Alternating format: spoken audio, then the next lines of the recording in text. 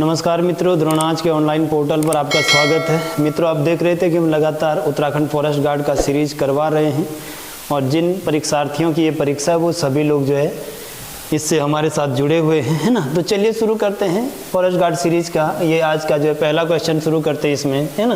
पहला क्वेश्चन आप सभी के लिए बोल रहा है, फर्स्ट क्वेश्चन आपके लिए बोल रहा है कि ये जो आपका नारायण आश्रम की स्थापना कब हुई थी। ए ऑप्शन है 26 मार्च 1938, बी है 26 मार्च 1936, सी है 26 मार्च 1948 और डी है आपका 26 मार्च 1940 ईस्वी में नारायण आश्रम की स्थापना कब की गई थी। चलिए फटाफट से आंसर लिखेंगे। नारायण आश्रम की स्थापना कब की गई थी? 26 मार्च 1938, बी 26 मार्च 1936, सी 26 मार्च 1948 और डी 26 मार्च 1940। फटाफट से आंसर देंगे। नारायण आश्रम की जो स्थापना ये कब की गई थी, है ना। तो इसका जो राइट आंसर है मित्रों, फटाफट से आप लिखें ए बी सी डी में से क्या सही होना चाहिए। नारायण आश्रम की स्थापना कब की गई थी, फटाफट आंसर लिखें। तो इसका जो राइट आंसर है ये आपका ऑप्शन बी होना चाहिए। क्या होना चाहिए? Option B. नारायण आश्रम जो है आपका ये पिथौरागढ़ के कहाँ है? तवा घाट के आसपास बना हुआ है। जो है कहाँ बना हुआ है? तो पिथौरागढ़ के तवा घाट के आसपास बना हुआ है। किस जगह पर बना हुआ है? तो तवा घाट पिथौरागढ़ में, है ना।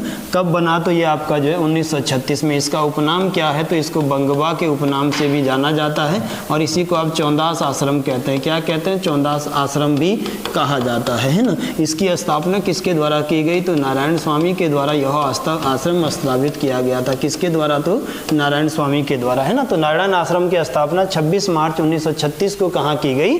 तो चौंदास या पिथौरागढ़ के तवा घाट क्षेत्र में, है ना। अगले प्रश्न पर चलते हैं। अगला प्रश्न आप बताएंगे। इसके बाद दूसरा प्रश्न है 22वां जो प्रश्न है आपका, मेहरुड़ी कस्तूरी मृग अनुसंधान केंद्र की स्थापना कब की गई थी? 1977 में, 1972 में, 1982 में या 1986 में? फटाफट से आप सभी लोग इसका आंसर टाइप करेंगे। शाबाश, जल्दी से लिखेंगे आप। इसका राइट आंसर क्या होना चाहिए जल्दी से बताएंगे कि ये जो आपका जो है मेहरुड़ी कस्तूरी मृग अनुसंधान केंद्र है, इसकी स्थापना कब की गई है? फटाफट लिखेंगे। शाबाश।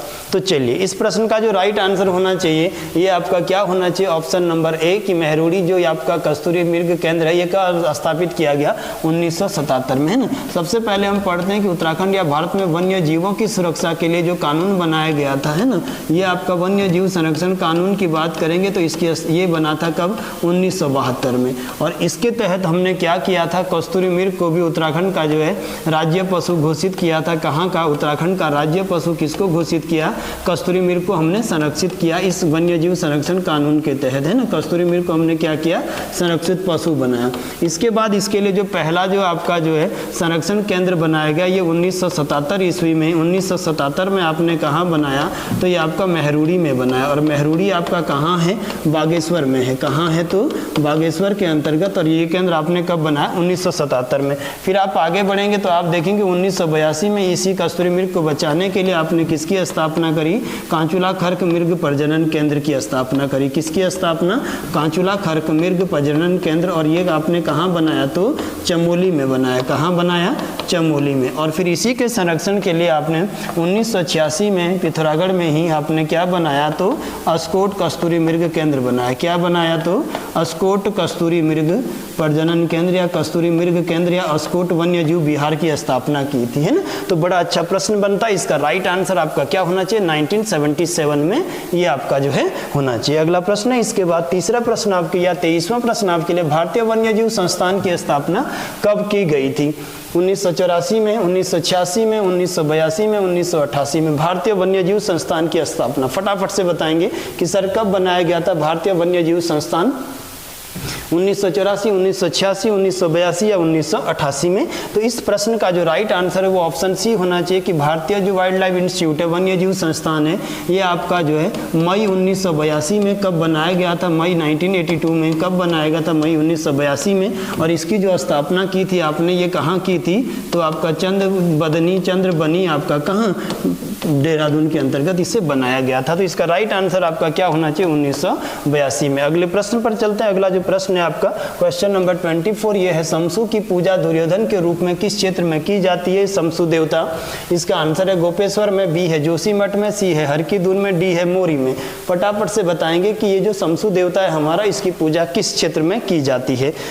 चलिए फटाफट आंसर देंगे। शमसु देवता की पूजा, क्वेश्चन नंबर आपका 24 है कि शमसु देवता की पूजा किस क्षेत्र में की जाती है, तो फटाफट बताएंगे राइट आंसर क्या होना चाहिए। चलिए तो इस प्रश्न का जो राइट आंसर होना चाहिए ये आपका हर की दून। हर की दून मित्रों एक क्या है, हर की दून एक जो है बुग्याल भी है, और हर की दून आप जानते हैं कि दो पर्वतों के बीच के सपाट चौरस एरिया को, तो हर की दून आपका कहाँ है, उत्तरकाशी में है। कहाँ है, हर की दून उत्तरकाशी में है ना। और ये रमाई क्षेत्र के अंतर्गत आपका जो है, रमाई क्षेत्र में ही हमने देखा कि यहीं पर जो है दुर्योधन की जो पूजा है वो शमसु देवता के रूप में की जाती है। कहाँ पर, रमाई घाटी में। तो ये ध्यान रखना कि रमाई घाटी उत्तरकाशी में, हर की दून आपका रूपिन और सुपिन नदियों के बॉटम पर, उसके आसपास। अगला प्रश्न है आपके लिए, नेक्स्ट बात करेंगे। क्वेश्चन नंबर 25 है, दिल वाली और दिस वाली जो पलटनें हैं ये किस पंवार शासक ने उत्तराखंड में बनाई थी। ए है आपका महीपति शाह, बी है आपका पृथ्वीपति शाह, सी है आपका ललित शाह, और डी है आपका प्रद्युम्न शाह। ये जो अपनी सेना में दिस वाली और दिल वाली पलटनें या जो टुकड़ियां सेना की बनाई थी, इसको बनाने वाला शासक कौन था। फटाफट से आंसर लिखेंगे, इसका क्या होना चाहिए, जल्दी लिखेंगे। दिस वाली और दिल वाली जो पलटनें बनाई गई वो किन क्षेत्रों में बनाई गई है, तो इसका जो राइट आंसर है मित्रों, किसने बनाया था, किस शासक के द्वारा बनाया गया था, तो इसका राइट आंसर होना चाहिए ए। 25 का आपका जो सही जवाब है वो क्या है, महीपति शाह के द्वारा बनाई गई। और महीपति शाह जो राजा बना वो आपका 1630 या 1631 से लेकर इसका शासनकाल रहा 1635 तक। ये आपको महीपति शाह के विषय में जानना है। दापा पर जो है 3 बार अटैक करने वाला, कितनी बार, 3 बार या सर्वाधिक बार अटैक करने वाला ये शासक है।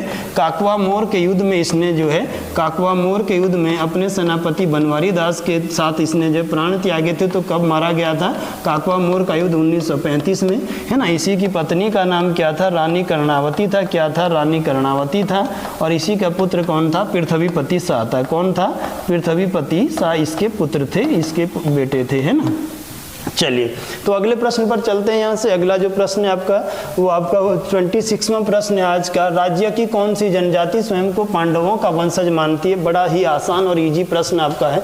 ए थारू, बी भोटिया, सी जौनसारी और डी राजी। राज्य की कौन सी जो जनजाति है वो स्वयं को पांडवों का वंशज मानती है, तो फटाफट से बताएंगे क्वेश्चन नंबर 26 का आंसर क्या होना चाहिए, है ना। तो इसमें हम पढ़ेंगे कि कौन सी जनजाति जो है स्वयं को पांडवों का वंशज मानती है, तो इसका राइट आंसर आपका क्या होना चाहिए, जौनसारी जनजाति। कौन सी जनजाति, जौनसारी जनजाति। ये इसी के संबंध में हारुल नृत्य भी करती है, और यहीं पर साथ में पांडव नृत्य यहाँ का प्रचलित है। कौन सा नृत्य प्रचलित है, पांडव नृत्य।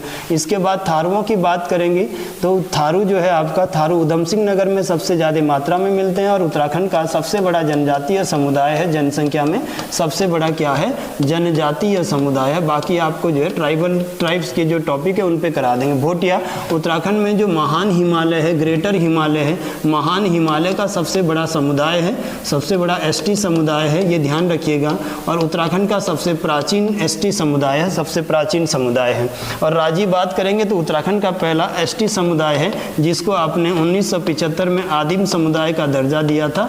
आदिम ऐसे लोग जो ट्राइबल होते हुए भी अन्य बहुत ज़्यादा पिछड़े हुए और गरीब हैं, इनको हम आदिम जनजाति कहते हैं। क्या कहते हैं, आदिम जनजाति। और ये उत्तराखंड में 2 को है, एक आपका क्या है, राजी, और दूसरा आपने घोषित किया था 1981-82 में दूसरा आदिम समुदाय बनाया किसको, बोक्सा को। कब, 1981-82 में बोक्सा को दूसरा आदिम समुदाय बनाया है ना। तो इसका राइट आंसर आपका क्या है, जौनसारी। अगले प्रश्न पर चलेंगे। अगला जो प्रश्न है वो है आपका 27वां। राज्य के किस जिले में सर्वाधिक टिन पाया जाता है। ये मिनरल से प्रश्न है, आप लिखेंगे टिहरी में, नैनीताल में, अल्मोड़ा में या चमोली में। राज्य के किस जिले में सबसे ज्यादा जो है टिन मिलता है, टिन पाया जाता है।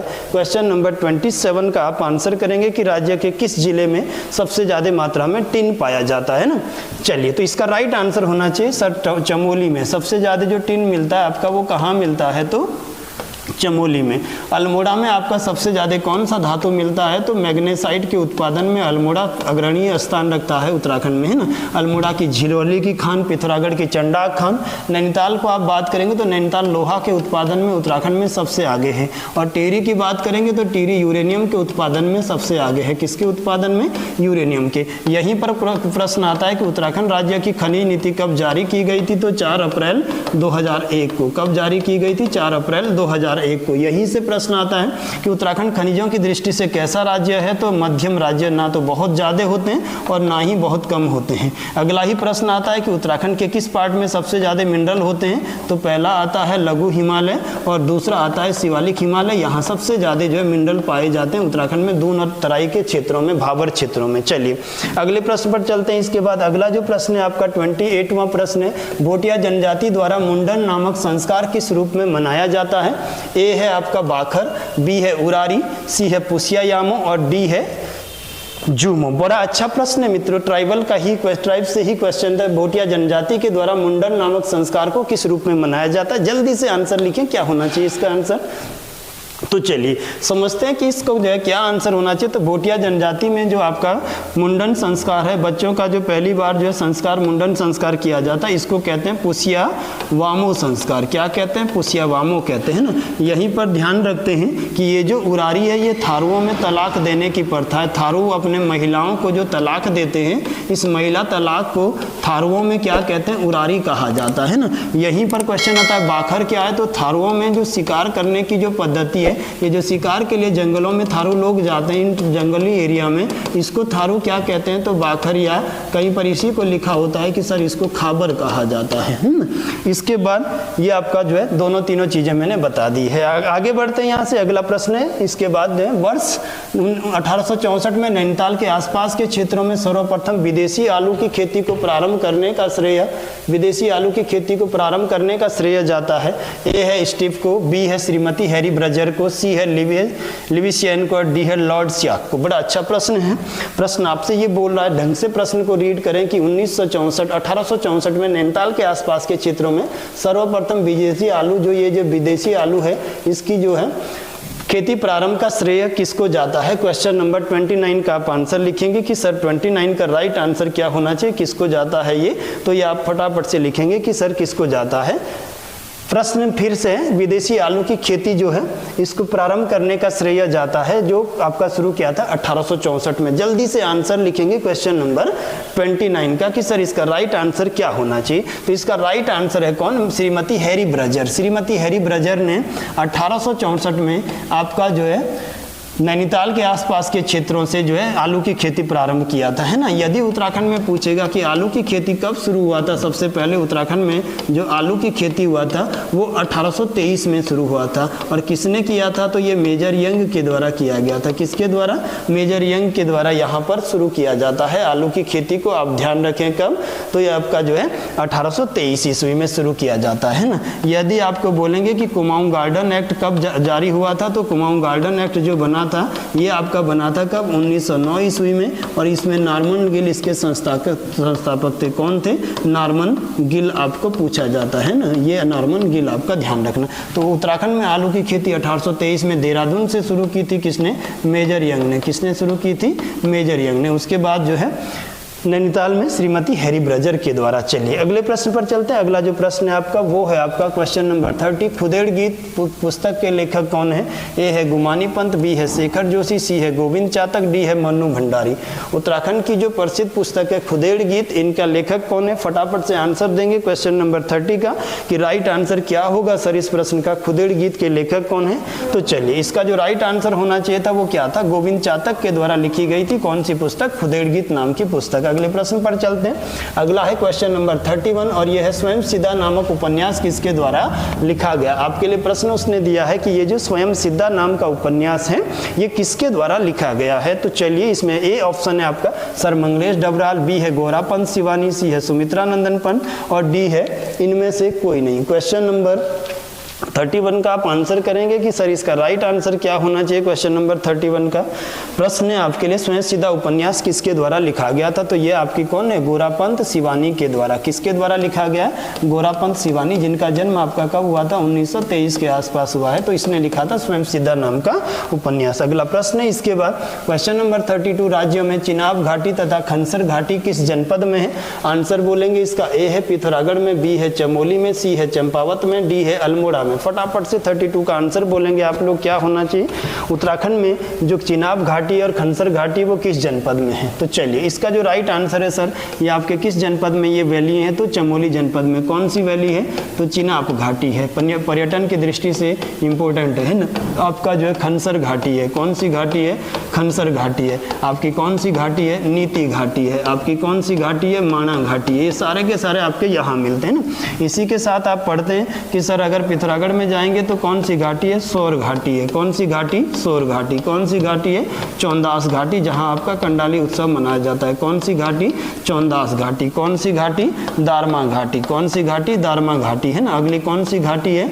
ब्यास घाटी है ना। यहीं पे आप उत्तरकाशी में जाएंगे तो आप पढ़ेंगे सर नेलंग घाटी। नेलंग घाटी में सबसे कम बारिश होती है, नेलंग घाटी, इसीलिए उत्तराखंड राज्य का रेगिस्तान या उत्तराखंड का लद्दाख कहा जाता है। उसके बाद जादूंग घाटी, जादूंग घाटी दोनों ही जाट जनजाति के लिए फेमस है, ये आप ध्यान रखिएगा, है ना। अगले प्रश्न पर चलते हैं। इसके बाद अगला जो प्रश्न है वो आपका है क्वेश्चन नंबर 33। गोविंद बल्लभ पंत उच्च स्तरीय प्राणी उद्यान की स्थापना कब की गई थी? 1 जून 1998 को, 1 जून 1995 को, 1 जून 1992 को, 1 जून 1997 को। क्वेश्चन नंबर 33 का आंसर लिखेंगे सभी लोग कि क्या होना चाहिए, है ना। तो फटाफट से देखेंगे कि क्या इसका आंसर हो जाना चाहिए, ठीक है ना। तो चलिए इसका जो राइट आंसर है आपका, गोविंद बल्लभ पंत उच्च स्तरीय प्राणी उद्यान की स्थापना कब की गई थी? इसका राइट आंसर है आपका 1 जून 1995 को। कब बना था ये? तो 1 जून 1995 को गोविंद बल्लभ पंत राष्ट्रीय प्राणी जो उद्यान है आपका, और ये कहाँ बनाया गया? तो नैनीताल जनपद में है। कहाँ है? तो नैनीताल क्षेत्र में गोविंद बल्लभ पंत उच्च स्तरीय प्राणी उद्यान। शेर का डांडा नामक जो माउंटेन पीक था, यहाँ मैंने आपको बोला था 1 जून 1995। आगे बढ़ते हैं यहाँ से, अगले प्रश्न की बात करते हैं। अगला जो प्रश्न है वो है क्वेश्चन नंबर 34। उत्तराखंड में किसके शासनकाल में महिलाओं को छत पर जाने पर प्रतिबंध लगाया गया था? बड़ा ही शानदार प्रश्न है, बहुत अच्छा प्रश्न है। ये है गोरखाओं के, बी है चंदों के, ए आपका गोरखा, बी आपका चंद, सी आपका कत्यूरी और डी आपका इनमें से कोई नहीं। ये पूछ रहा है कि अर्थात उत्तराखंड का ऐसा शासनकाल कौन सा शासनकाल था जिसमें महिलाओं को जो घर से बाहर निकलने पर भी प्रतिबंध था, छत पर जाने पर प्रतिबंध था? तो चलिए इसका जो राइट आंसर है आपका वो क्या होना चाहिए? गोरखाओं के समय में। और ये जो गोरखा शासनकाल है ये सभी जानते हैं कि सर कुमाऊं में शुरू हो गया था। कब? तो अप्रैल 1790 से ये शुरू हो जाता है कुमाऊं में, हवाला बाग के युद्ध के बाद। कौन सा युद्ध था? हवाला बाग के युद्ध के बाद। और ये चलता है आपका कब जो है? 4 मार्च 1816 तक, या 4 मार्च 1816 तक, जब संगोली की संधि फाइनल नेपाल द्वारा स्वीकार की जाती है। तो लगभग 25 साल ये गोरखियानी का शासन कहाँ चला?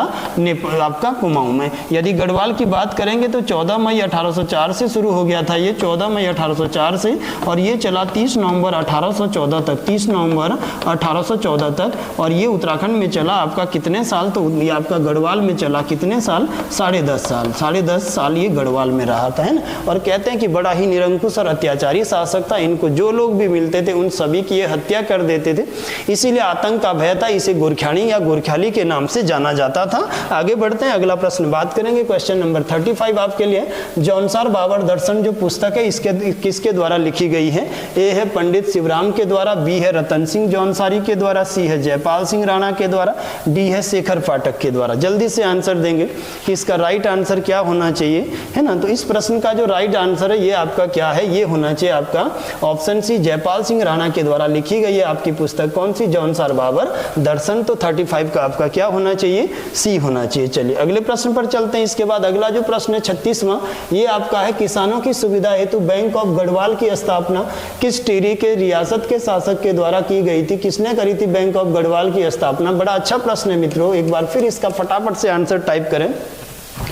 ए प्रद्युमन शाह के द्वारा, बी कीर्ति शाह के द्वारा, सी आपका पृथ्वी शाह के द्वारा, डी फतेहपति शाह या फतेह शाह के द्वारा। बैंक ऑफ गढ़वाल, बड़ा अच्छा प्रश्न है ना। तो मित्रों आप जानेंगे कि सर उत्तराखंड के में जब आपका हुआ कुंजड़ी आंदोलन टिहरी गढ़वाल में हुआ था, कुंजड़ी आंदोलन, है ना। और कुंजड़ी आंदोलन की आप चर्चा करते हैं। इसके बाद आपका आता है, ये आपका कब हुआ था? तो 1904 से 5 के बीच इसको बोलते हैं। अगला हुआ था कौन सा आंदोलन? खास पट्टी आंदोलन। कौन सा आंदोलन? तो खास पट्टी का आंदोलन। कौन सा मित्रों? तो खास पट्टी आंदोलन। ये हुआ 1906 या 7 में, 1906-7 में। और इसके बाद जो है हम देखते हैं कि 1911 में ये जो तत्कालीन शासक है किसके द्वारा, कीर्ति शाह जो होते हैं इनके द्वारा टिहरी में बैंक ऑफ गढ़वाल की स्थापना की जाती है। और ये बैंक ऑफ गढ़वाल जो है ये 2 लाख की पूंजी से बनाया जाता है। बैंक ऑफ गढ़वाल 1911 में कीर्ति शाह के द्वारा बनाया गया। और ये बैंक ऑफ गढ़वाल जो है इसकी जो पूंजी थी शुरुआत की वो कितनी पूंजी थी, 2 लाख की पूंजी से बनाया जाता है। अगला आप पढ़ते हैं कि कीर्ति शाह के द्वारा ही हमने जो है इसी ने 1897-98 में टिहरी में किसका निर्माण कराया था, घंटाघर का निर्माण कराया था, महारानी विक्टोरिया की गोल्डन जुबली में हम ध्यान रखेंगे, है ना। इसी के समय में जो है टाइपराइटर का जो आविष्कार हुआ था वो टाइपराइटर का आविष्कार इसी को माना जाता है। इसी के समय में वो स्वामी रामतीर्थ का उद्भव होता है, किसका, स्वामी रामतीर्थ का। और जापान में विश्व धर्म सम्मेलन के लिए भेजा जाता है स्वामी रामतीर्थ को इन्हीं के द्वारा। और 1906 में उसने विलंगना नदी के तट पर टिहरी में ही जल समाधि लिया था, ये ध्यान रखेंगे, है ना। सारे ही प्रश्न कीर्ति शाह के समय के हैं।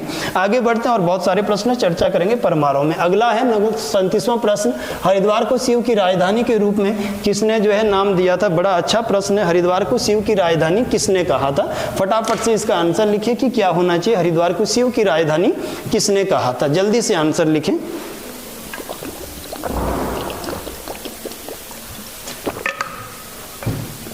इसमें जल्दी से आप आंसर लिखेंगे कि सही जवाब क्या होना चाहिए, किसने कहा था। तो मित्रों इसका राइट आंसर है ऑप्शन ए, टॉम कॉरियट के द्वारा हरिद्वार को क्या कहा गया था, शिव की राजधानी।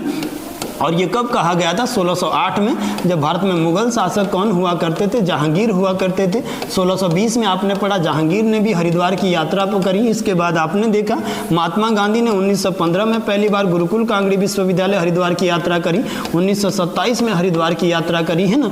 आपका जो हैंसांग होता है वो हरिद्वार को क्या कहकर जाता है, मोयुलो कहा जाता है। क्या कहा जाता है, मोयुलो कहा जाता है ना। गंगा नदी को क्या कहता है, महाभद्रा के नाम से ये जानता है। अगला आप जानते हैं कि हरिद्वार को जो है, हरिद्वार में ही खांडव वन था, हरिद्वार में ही हर की पैड़ी है, हरिद्वार में ही गुरुकुल कांगड़ी है, हरिद्वार में ही शांति कुंज है। ये सभी प्रश्न हरिद्वार से बनते जाते हैं। तो यहाँ राइट आंसर आपका टॉम कॉरियट होना चाहिए। अगले प्रश्न पर चलेंगे। नेक्स्ट है आपका, हिमालय नक्षत्र वेधशाला की स्थापना कब हुई है। बड़ा अच्छा प्रश्न है, 1846, 1940, 1945, 1845। ये जो देवप्रयाग के अंतर्गत आपकी हिमालय नक्षत्र वेधशाला है, काफी पुरानी वेधशाला है। इसके द्वारा हम अंतरिक्ष के विभिन्न पिंडों को देखते हैं, आसमान के जो पिंड है इन पर हम इनको देखते हैं। तो ये जो वेधशाला है, नक्षत्र वेधशाला, ये देवप्रयाग में कब बनाई गई। बड़ा अच्छा प्रश्न है, हिमालय नक्षत्र वेधशाला कब बनी थी। 38 का आप आंसर लिखते जाएंगे बेटा फटाफट से। क्या होना चाहिए, हिमालय नक्षत्र वेधशाला की स्थापना कब की गई थी, है ना। तो ये ध्यान रखेंगे कब हुआ था। तो इसमें जो राइट आंसर है आपका ये होना चाहिए अगस्त 1946 में। कब बनी थी हिमालय नक्षत्र वेधशाला, तो आपका अगस्त 1946 में इसकी स्थापना किया गया था। कहाँ कब किया गया था, 1946 में हिमालय नक्षत्र वेधशाला बनाई गई थी। हिमालय नक्षत्र वेधशाला बनाई गई थी कब, 1946 में, है ना। चलिए प्रश्न हमारे पास था कि हिमालय नक्षत्र वेधशाला की स्थापना, मैंने आपको बोला कि ये अगस्त 1946 में जो है देवप्रयाग में की गई थी। कहाँ की गई थी, देवप्रयाग के अंतर्गत की गई। मुख्य काम क्या है इस नक्षत्र वेधशाला का, जो अंतरिक्ष के ये पिंड है इनको देखना। और यहाँ पर भारत के प्रमुख जो थे आपके लाल बहादुर शास्त्री साहब, उनका भी उन्होंने भी यहाँ दौरा किया था उस दौरान। यहीं पर आपके दूसरे जो है गोविंद बल्लभ पंत साहब भी यहाँ पहुँचे थे। और यहाँ पर ये जो है आपका जो है सरदार वल्लभ भाई पटेल साहब ने भी इस क्षेत्र में आकर जो है, जो वल्लभ भाई पटेल भी यहाँ पहुँचे थे। तो ये सब पहुँचे थे। हिमालय नक्षत्र वेधशाला अगस्त 1946 में देवप्रयाग में बनी है। और इसका मुख्य कार्य क्या था, अंतरिक्ष के जो पिंड है उनको देखना था, है ना। और इसका जो संस्थापक माना जाता है वो चक्रधर प्रसाद जोशी को माना जाता है। किसको माना जाता है, तो चक्रधर प्रसाद जोशी के द्वारा इसकी स्थापना की गई थी, है ना। तो बड़ा अच्छा प्रश्न है मित्रों, बहुत शानदार प्रश्न है। आगे बढ़ते हैं यहाँ से, अगले प्रश्न की बात करते हैं। 39वां जो प्रश्न है आपका वो है, कोटद्वार को बसाने का श्रेय किसको जाता है। बड़ा अच्छा ही प्रश्न है ये भी, पीटर बैरन को, कर्नल मनवेरिंग को, कर्नल गास्टिन को, या इनमें से कोई नहीं। कौन है इनमें से जिसने कोटद्वार को बसाया था। कोटद्वार आपका पौड़ी गढ़वाल में आता है, खो नदी के बॉटम पर यह शहर है। जरा जल्दी से आंसर लिखेंगे कि सर किसने कोटद्वार शहर को बसाया था। क्वेश्चन नंबर 39 पर बात करेंगे कि किसने जो है कोटद्वार शहर की स्थापना करी थी, है ना। तो चलिए इसका जो राइट आंसर है मित्रों ये आपका क्या होना चाहिए, ऑप्शन नंबर सी कि सर कर्नल गास्टिन गास्टिन के द्वारा, किसके द्वारा बसाया गया कोटद्वार शहर? तो कर्नल गास्टिन के द्वारा ये जो शहर है आपका, ये आपने बसाया था कब? 1890 ईस्वी में। कब बसाया था? 1890 में, है ना। फिर हम पढ़ेंगे कि खो नदी में भयंकर बाढ़ आ गया कब? 1904 में। 1904 में ये पूरा के पूरा कोटद्वार शहर तबाह हो गया उस खो नदी की बाढ़ से। फिर आप पढ़ेंगे कि सर 1917 में एक बार फिर से कोटद्वार शहर को बसाया गया। फिर आप पढ़ेंगे सर 1951 में इसको नगर पालिका का दर्जा दिया गया। किसका दर्जा दिया गया था? नगर पालिका का। फिर आप पढ़ते हैं कि सर 2017 में इसको उत्तराखंड का 8वां नगर निगम बनाया गया। 1 लाख से ऊपर की जनसंख्या इसका है।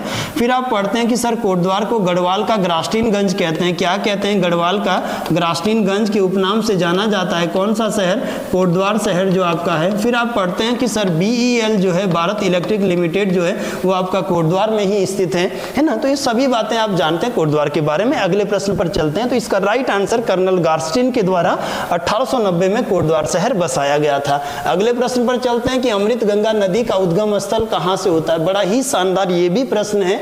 तो ये गर्म पानी नाम की जगह से, उखीमठ से, मंदरांचल श्रेणी से या वासुकी ताल से? ये जो अमृत गंगा रिवर आपका निकल रहा है, इसका उद्गम कहां से होता है? क्वेश्चन नंबर 40 का बेटा आप आंसर देंगे शाबाश फटाफट से कि किस क्षेत्र से निकलती है ये, है ना। तो इसका जो राइट आंसर होना चाहिए, इसमें जो है आपको ध्यान रखना है मित्रों कि आपका किस लेक से निकलता है? काकभूषणी ताल से निकलती है। कहाँ से निकलती है? तो काकभूषणी ताल से निकलती है। कौन सी नदी? अमृत गंगा नदी। तो थोड़ा सा इसका आंसर जो आप ये कर लीजिएगा कि सर ये काकभूषणी नाम के ताल से निकलती, इसको ध्यान रखना है ना। क्वेश्चन नंबर 41 पे चलते हैं आप। 41वें प्रश्न पर चलते हैं कि आपका परिछन नाम का जो आभूषण है, ये शरीर के किस अंग में पहना जाता है? कमर में पहनते हैं, कमर में, पैर में, नाक में या हाथ में? परिछन नाम का जो आभूषण है, क्वेश्चन नंबर 41, ये कहाँ पहना जाता है? फटाफट से आप बोलेंगे कि ये परिछन नाम का आभूषण है, ये कहाँ पहना जाता है? तो आपका हाथ में पहने जाने वाला क्या है? ये आभूषण है ना। इसी के साथ आपको पोंछी बोलता है या पोंछा बोलता है, तो ये भी आप कहाँ पहनते हैं? हाथ में पहनते हैं। पोंछी नाम का जो आभूषण है आपका, ये भी आप कहाँ पहनते हैं? हाथ में, है ना। इसके बाद ढवाक आप बोलते हैं, तो ढवाक भी आप कहाँ पहनते हैं? हाथ में पहनते हैं। इसके बाद गोखले नाम का आभूषण बोलते हैं आप, ये भी आप कहाँ पहनते हैं? हाथ में। इसके बाद आप नाक में बात करते हैं, तो आप पहली बात करते हैं कि फुल्ली, दूसरी आप बात करते हैं कि क्या? नथुली, तीसरी आप बात करते हैं कि क्या? नाथ, चौथी आप बात करते हैं नाथ, चौथी आप बात करते हैं कि जो गुलांक है, ये भी कहाँ पहना जाता है? तो ये भी आपका नाक में पहना जाता है। कहाँ पहना जाता है? तो नाक में पहना जाता है। 41 में जरा ध्यान देंगे, कहाँ है? तो नाक में। इसके बाद पैर में पूछेगा, तो पैर में आपका क्या पहना जाता है? तो झिबरा आपका पैर में पहना जाता है, पोंटा आपका पैर में पहना जाता है, इमरती आपकी पैर में पहनी जाती है। कहाँ पहनी जाती है? इमरती आपकी जो है पैर में पहनी जाती है, इसको ध्यान रखेंगे, है ना। चलिए, तो अगले प्रश्न पर चलते हैं। यहाँ से इसका राइट आंसर था हमारा हाथ में पहने जाता है। अगला प्रश्न है 42वां। नेक्स्ट आपका जो है 42वां क्वेश्चन है, उत्तराखंड राज्य का प्रथम एरोमा पार्क कहाँ स्थापित किया गया था? एरोमा मित्रों याद रखना, एरोमा का सीधा मतलब होता है सुगंधित पुष्पों के लिए। कौन से पुष्प? आपके सुगंधित पुष्प, जिनसे हम क्या करते हैं? परफ्यूम वगैरह तैयार करते हैं, है ना। या जिनसे हम क्या करते हैं? ये जो सुगंध वाले उपकरण है उनको तैयार करते हैं, तो उन्हीं को सुगंधित पार्क या एरोमा पार्क कहा जाता है। और उत्तराखंड का एरोमा पार्क कहाँ था? गोपेश्वर, सैलाकुई, काशीपुर या चकराता? तो मित्रों ये एरोमा पार्क उत्तराखंड का सबसे पहला, ऑप्शन सी आ जाएगा क्वेश्चन नंबर 42 का, कि पहला जो एरोमा पार्क है ये आपका कहाँ लगाया गया? तो काशीपुर में स्थापित किया गया, है ना। अगला प्रश्न पर चलते हैं। नेक्स्ट बात करते हैं, क्वेश्चन नंबर आपका जो है 43 आ जाएगा कि चंपावत में स्थित सोनापानी बौद्ध स्तूप की खोज किसने की थी? चंपावत में स्थित सोनापानी का जो बौद्ध स्तूप है, राकेश भट्ट ने, मदन चंद्र भट्ट ने, यशवंत सिंह कठौच ने, या इनमें से कोई नहीं? तो इसका मित्रों राइट आंसर है कि इसको किसने खोजा था? मदन चंद्र भट्ट के द्वारा खोजा गया था। किसके द्वारा? मदन चंद्र भट्ट के द्वारा ये स्तूप खोजा गया था। तो बेटा इसका राइट आंसर आपका ये होना चाहिए। अगला प्रश्न है क्वेश्चन नंबर 44, इसमें आपके लिए है कि कत्यूरियों के काल में सरभंग का संबंध किससे था? बड़ा ही प्यारा प्रश्न है, मोस्ट इंपोर्टेंट करिएगा। कत्यूरियों के समय में सरभंग नाम का जो अधिकारी है, इसका संबंध क्या है? ये राजकीय चिकित्सक होते थे सर, ये पुजारी होते थे, ये कृषक होते थे, उपयुक्त में से कोई कोई नहीं। क्वेश्चन नंबर 44 पे फटाफट से आप बेटा अपने आंसर टाइप करें कि 44 का आंसर क्या होना चाहिए। तो सरभंग नाम का जो अधिकारी था ये इस समय का आपका राजकीय चिकित्सक होता था। क्या होते थे?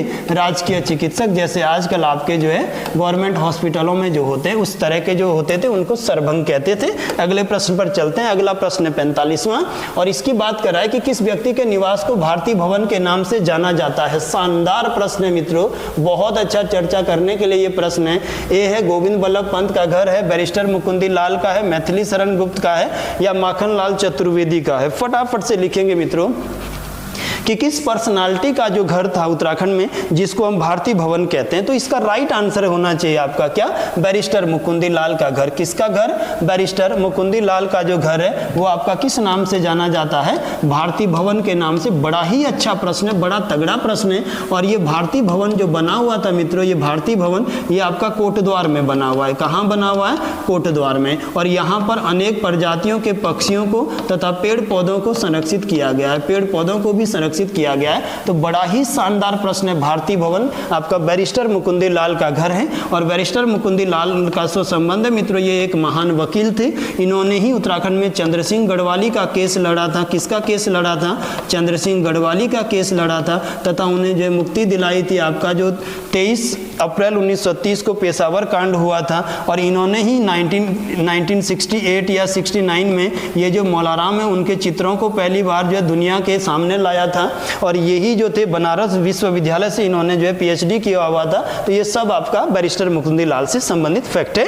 आगे बढ़ते हैं, यहाँ से नेक्स्ट बात करते हैं क्वेश्चन नंबर 46 की। और ये है किस वर्ष हैदराबाद रेजिमेंट को कुमाऊं रेजिमेंट का नाम दिया गया? बड़ा अच्छा प्रश्न है मित्रों।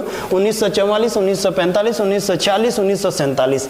ये जो हैदराबाद रेजिमेंट था हैदराबाद के निजाम के द्वारा 1800 जो है आपका 17 में स्थापित करवाया गया था। इसका नाम कब कुमाऊं रेजिमेंट रखा गया? क्वेश्चन नंबर 46 जल्दी से आंसर देंगे।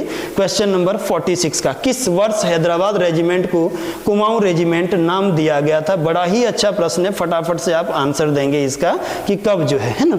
तो सबसे पहले बात करेंगे ये जो हैदराबाद रेजिमेंट की स्थापना की गई थी मित्रों, ये हैदराबाद रेजिमेंट आपका 1917 में नहीं, कब बसाई गई थी?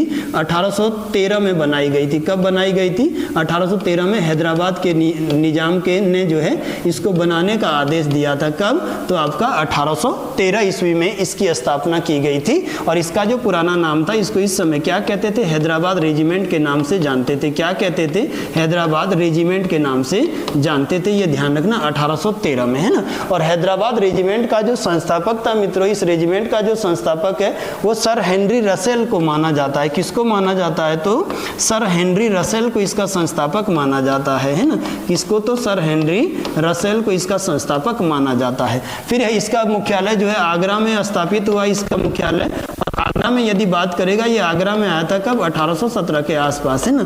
फिर आप पढ़ते हैं कि सर 1945 में ये आगरा से कहाँ आया था? तो अल्मोड़ा में स्थापित हुआ था 19वीं कुमाऊं रेजिमेंट के रूप में है ना। और फिर 1948 में इसका जो मुख्यालय आया ये आपका कहाँ आ गया? रानीखेत अल्मोड़ा में आ गया। तो अभी वर्तमान में कहाँ है ये? रानीखेत अल्मोड़ा में है। इसी रेजिमेंट के 4th बटालियन से संबंधित है कौन? मेजर सोमनाथ शर्मा, जिनको आपने 1947 में भारत का पहला जो परमवीर चक्र दिया था है ना। तो सब बातें ध्यान रखें। आगे बढ़ते हैं यहाँ से, नेक्स्ट बात करते हैं क्वेश्चन नंबर 47 की। जोड़ा नृत्य को मुनस्यारी क्षेत्र में किस नाम से जाना जाता है? ए है लंगवारी, बी है सरो, सी है छोलिया और डी है ढुसका नृत्य कहा जाता है। बड़ा अच्छा प्रश्न है। नेक्स्ट आपका आर्ट एंड कल्चर से ये प्रश्न पूछा है इसने है ना। तो चलिए इसका जो राइट आंसर है सर, इसको पिथौरागढ़ के मुनस्यारी क्षेत्र में आपका क्या कहा जाता है? तो ढुसका नृत्य कहा जाता है। याद रखना है ना। लंगवारी जो नृत्य है ये आप किसी खंबे पर बैठकर तलवार की धार पर ये नृत्य करते हैं। किसी खंबे के ऊपर खड़ा होकर कोई व्यक्ति, ये खंबा है पूरा और इसके ऊपर ये नृत्य किया जाता है। मूलतः गढ़वाल क्षेत्र के अंतर्गत ये लंगवारी किया जाता है। सरों जो है ये एक युद्ध नृत्य है। सरों क्या है आपका? तो सरों मित्रों एक युद्ध नृत्य है, इसकी याद रखेंगे। और सरों जो है ये आपका गढ़वाल में जो है छोलिया के समान किया जाने वाला नृत्य है। कैसा? छोलिया। और छोलिया मित्रों क्या है? तो छोलिया कुमाऊं का प्रमुख नृत्य है जो यहाँ के धार्मिक अवसरों पर किया जाता है और हाथ में तलवार लेकर इसमें टोटल जो है 22 लोग इसमें शामिल होते हैं, जिसमें से 8 क्या है इसके गोल घेरे में जो है नृत्य करते हैं और 14 लोग इनको क्या करते हैं? स्वर देते हैं। और ये जो इस बार की 2023 की गणतंत्र दिवस की झांकी थी, जिसको उत्तराखंड में भारत की पहली झांकी का पुरस्कार मिला, उसमें आपने जो है छोलिया नृत्य को दिखाया था, मानस खंड को दिखाया था, ये ध्यान रखेंगे। तो वो छोलिया नृत्य है। चलिए बाकी आगे बढ़ते हैं, यहाँ से अगली बात करते हैं। अगला जो प्रश्न है वो है 48वां, गैरसैंण को ग्रीष्मकालीन राजधानी बनाने की घोषणा कब की गई? बड़ा अच्छा और आसान प्रश्न है सर। 2 मार्च 2020, 4 मार्च 2020, 5 मार्च 2020 और 6 मार्च 2020 गैरसैंण को उत्तराखंड की ग्रीष्मकालीन राजधानी बनाने पर कब बात किया गया? तो इसका जो राइट आंसर है वो आपका होना चाहिए सर 4 मार्च 2020 को। और ये गैरसैंण जो है ये आप पढ़ेंगे कि सर किस नदी के तट पर है? तो आटागाड़ नदी के तट पर है। किस पर? आटागाड़। कौन सा शहर? गैरसैंण की बात करेंगे, है ना। गैरसैंण की बात करेंगे तो 2013 में यहाँ पर भराड़ी सैंण में आपने उत्तराखंड का दूसरा विधानसभा भवन पेश बनाया था, जिसमें अभी जो है आपका कैबिनेट की मीटिंग भी हुई, जो सत्र हुआ है ना। तो ये आपका गैरसैंण शहर है, इसको अस्थायी राजधानी के रूप में आपने अनेक समितियों का चयन किया था, इस पर चर्चा करेंगे। तो 4 मार्च 2020 को ग्रीष्मकालीन राजधानी बनी उत्तराखंड की। अगला प्रश्न है इसके बाद 49वां प्रश्न है, केदारनाथ धाम मंदिर का जीर्णोद्धार किसके द्वारा किया गया था? ए है सर अमर सिंह थापा, बी है महारानी गुलेरिया, सी है राजकुमार पाल और डी है रानी कर्णावती। केदारनाथ मंदिर का जीर्णोद्धार किसने किया था? बड़ा अच्छा प्रश्न है। तब तक आप समझिए कि केदारनाथ का जो मंदिर है मित्रों, ये केदारनाथ का मंदिर आपका किस पहाड़ियों पर है? तो इसको पूरी जो माउंटेन मैसिव है इसको कहते हैं आप क्या? मंदरांचल की श्रेणियां। तब तक आप आंसर दीजिए, मैं थोड़ा सा इसका एक्सप्लेनेशन बता दूं। मंदरांचल पर्वत श्रेणियों के ऊपर बसा हुआ है केदारनाथ, है ना। इधर भरतखंड है, ये वाला भरतखंड पर्वत माना जाता है, ये खर्चाखंड पर्वत माना जाता है। इनके बीच में यहाँ से जो है 2-3 नदियाँ मंदाकिनी की अलग अलग शाखाएं आती है ना। सबसे पहले इस मंदिर की स्थापना 8वीं सदी में किसने किया था? तो शंकराचार्य जी ने किया था। किसने किया था? शंकराचार्य ने किया था, ये ध्यान रखेंगे, है ना। ये आपका कौन सी पहाड़ी पर है? तो मंदरांचल की पहाड़ी पर है। समुद्र तल से जो है 3584 मीटर की ऊंचाई पर उत्तराखंड का सबसे ऊंचा जो धाम है वो केदारनाथ है। यहाँ पर किस संप्रदाय के लोगों के लिए है? ये तो शैव संप्रदाय के लोगों के लिए ये आपका फेमस जो है स्थान है, ये ध्यान रखेंगे आप, है ना। तो इसका जो निर्माण किया था वो किसने किया था? शंकराचार्य ने। इसके बाद जो इसका जो है केदारनाथ मंदिर का जीर्णोद्धार किया था ये कुमारपाल नाम के राजा ने किया था। किसने किया था? कुमारपाल नाम के कत्यूरी राजा ने किया था। ये कत्यूरी राजवंश का एक शासक हुआ करता था। और इसके बाद यदि हम बात करेंगे तो महारानी जो थी आपकी, महाराष्ट्र की जो महारानी कौन थी? अहिल्याबाई होलकर थी, जिनका नाम क्या था? महारानी अहिल्याबाई होलकर। इनके द्वारा फिर से इसका जो है क्या किया गया था? जीर्णोद्धार किया गया था। अहिल्याबाई होलकर ये मराठा राज्य में खांडेराव की पत्नी हुआ करती थी, तो इन्होंने भी इसका क्या किया था? जीर्णोद्धार किया था। अगले प्रश्न पर चलेंगे, नेक्स्ट बात करेंगे 50वां प्रश्न, टिहरी रियासत में शामिल शांति रक्षा अधिनियम कब पारित किया गया था? ए है 28 जून 1947, 28 अगस्त 1947, 28 अप्रैल 1947, 28 मई 1947। फटाफट से आंसर लिखें इस प्रश्न का। टिहरी रियासत में शांति रक्षा अधिनियम, बड़ा अच्छा प्रश्न है, कब पारित किया गया था? क्वेश्चन नंबर 50 का आंसर लिखेंगे, जल्दी जल्दी बताएंगे कि सर इसका राइट आंसर क्या होना चाहिए। क्वेश्चन नंबर आपका कौन सा? क्वेश्चन नंबर है आपका ये 50वां, शांति रक्षा अधिनियम। तो इसका जो राइट आंसर है ये 28 अप्रैल 1947, ऑप्शन सी होना चाहिए। कब मित्रों? तो 28 अप्रैल 1947 को। इस समय जो है मानवेंद्र शाह शासक हुआ करते थे मानवेंद्र शाह शासक हुआ करते थे टिहरी रियासत के। और इससे पहले यहाँ पर 2 महत्वपूर्ण विद्रोह हो चुके थे। पहला था सकलाना का विद्रोह और दूसरा था कीर्तिनगर का विद्रोह। कौन सा? कीर्तिनगर का विद्रोह, है ना। और इन्हीं का परिणाम था प्रजामंडल के साथ साथ सहयोग सामंजस्य बिठाने के लिए ये शांति रक्षा अधिनियम पारित किया गया था। आगे बढ़ते हैं, यहाँ से अगला प्रश्न है, नेक्स्ट है आपका क्वेश्चन नंबर 51, मायावती आश्रम की स्थापना कब हुई थी? 19 मार्च 1899, 19 मार्च 1897, 19 मार्च मार्च 1896, 19 मार्च 1895। मायावती आश्रम ये आपका कहाँ है? तो सभी जानते हैं सर कि ये जो मायावती आश्रम आपका बना हुआ है ये कहाँ है? तो चंपावत के अंतर्गत है। कहाँ बना हुआ है? तो चंपावत के अंतर्गत आपका जो मायावती आश्रम है। इसका राइट आंसर बताएंगे क्या होना चाहिए। क्वेश्चन नंबर 51 का, मायावती आश्रम की स्थापना चंपावत में कब की गई थी? तो इसका जो राइट आंसर है ये आपका होना चाहिए 19 मार्च 1899 को H.S. सेवियर के द्वारा किया गया था। और ये जो सेवियर महोदय थे ये स्वामी विवेकानंद के शिष्य हुआ करते थे। किसके शिष्य थे?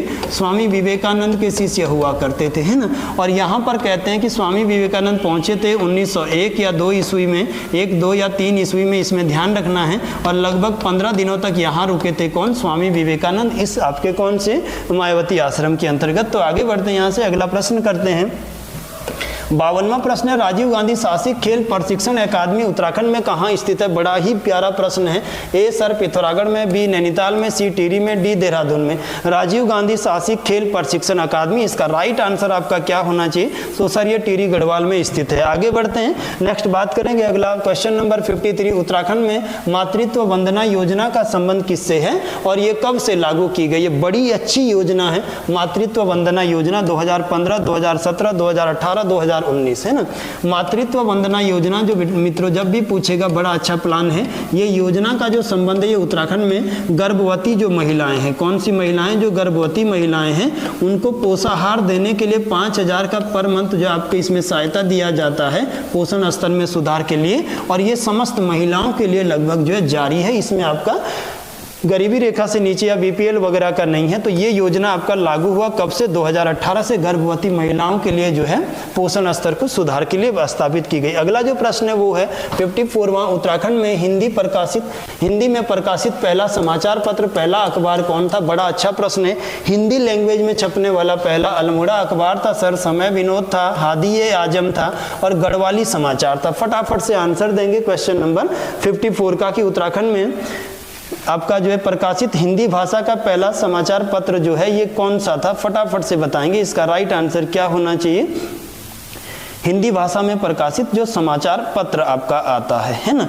तो इसका राइट आंसर आता है कि कौन सा था? समय विनोद। समय विनोद कब आया था? 1868 में छपा था। कब छपा था? 1868 में। और किसने छापा था? जयदत्त जोशी के द्वारा छापा गया था। किसके द्वारा? जयदत्त जोशी के द्वारा छापा गया था। कहाँ से प्रकाशित होता था ये? नैनीताल से छपता था। कहाँ से छपता था? नैनीताल से। इसका जो लैंग्वेज था वो हिंदी के साथ साथ प्लस उर्दू भाषा में भी इसको छापा जाता था, ध्यान रखेंगे, है ना। इसके बाद अगला आता है अल्मोड़ा अखबार। तो 1871 ईस्वी में अल्मोड़ा डिबेटिंग क्लब की स्थापना के बाद सदानंद सनवाल, बुद्धि वल्लभ पंत के द्वारा जारी किया गया। हादी आजम जो था ये पहली मुस्लिम पत्रिका थी जो 1936 में इकबाल सिद्दीकी के द्वारा छापा गया था। मित्रों किसके द्वारा? इकबाल सिद्दीकी के द्वारा छापा गया था। ये ध्यान रखना, अच्छा प्रश्न है ये भी। और गढ़वाली समाचार पत्र 1905 में इसका प्रकाशन होता है। गढ़वाली भाषा में छपने वाला पहला जो है समाचार पत्र था जिसका लैंग्वेज हिंदी के साथ साथ क्या था? गढ़वाली में भी छपने वाला समाचार पत्र था। क्या? गढ़वाल समाचार पत्र 1905 में। और जब भी संपादक पूछेगा तो विश्वंभर दत्त चंदोला इसके कौन थे? विश्वंभर दत्त चंदोला इसके संपादक थे। ये ध्यान रखेंगे सभी बच्चे। चलिए अगले प्रश्न पर चलते हैं। इसके बाद अगला जो प्रश्न है वो है आपका 55वां प्रश्न, रुद्रपुर शहर की स्थापना कब की गई थी? 1604 में, 1600 में, 1608 में, 1599 में। तो रुद्रपुर शहर जो बसाया गया ये किसके द्वारा बसाया गया था? रुद्रचंद के द्वारा बसाया गया था। किसके द्वारा? रुद्रचंद के द्वारा। कब? 1600 ईस्वी में। और ये तराई क्षेत्र का एक महत्वपूर्ण शहर था जिसको उस समय अकबर 84 माल परगना की जागीर कहा करते थे। क्या कहते थे? 84 माल परगना की जागीर कहा करते थे। और यहाँ का सामंत था, अकबर का सामंत था, सूबेदार था कौन? रुद्रचंद। और पहला राजा था गढ़वाल का जो जिसने किसकी अधीनता स्वीकार करी थी? अकबर की अधीनता स्वीकार करी थी। हुसैन खान टुकुड़िया वाली घटना इसी के समय में होती है। बात करेंगे आगे, नेक्स्ट बात करेंगे। अगला प्रश्न है ग्रास्टिनगंज किसका प्राचीन नाम है? निम्न में से कौन सा ऐसा शहर है जिसको ग्रास्टिनगंज के उपनाम से जानते हैं ना? फटाफट से लिखेंगे चंपावत, काशीपुर, टनकपुर या रुद्रप्रयाग। तो जल्दी से, बड़ा इजी प्रश्न है, मैक्सिमम बच्चे जानते हैं कि सर कुमाऊं में ये जो टनकपुर है आपका, टनकपुर कहाँ है? चंपावत के अंतर्गत कहाँ है मित्रों? तो चंपावत में इसको बसाया था किसने? सर टॉल्क महोदय के द्वारा बसाया गया था। किसके द्वारा?